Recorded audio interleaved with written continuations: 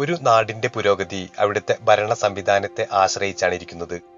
ഭരണം നന്നായാൽ നാട് നന്നാവും, നാട് നന്നായാൽ അവിടുത്തെ ജനങ്ങളും നന്നാവും. 1971 അബുദാബിയുടെ ഭരണാധികാരിയായിരുന്ന ഷെയ്ഖ് സായിദ് ബിൻ സുൽത്താൻ അൽ നഹിയാന്റെ നേതൃത്വത്തിൽ 6 എമിറേറ്റുകൾ ചേർന്ന് സ്വതന്ത്രമായ ഫെഡറേഷൻ രൂപം കൊണ്ടു. ഒരു വർഷത്തിന് ശേഷം 7ാമത്തെ എമിറേറ്റായ റാസ് അൽ ഖൈമയും ഫെഡറേഷനിൽ ചേർന്നു.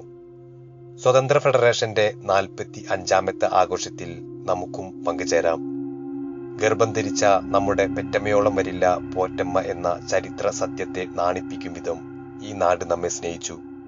ഒരു നിമിഷം ഈ രാജ്യത്തിനും ഈ രാജ്യത്തെ ഭരണസാരഥികൾക്കും വേണ്ടി പ്രാർത്ഥിച്ചുകൊണ്ട് ഒരു ബിഗ് സല്യൂട്ട്.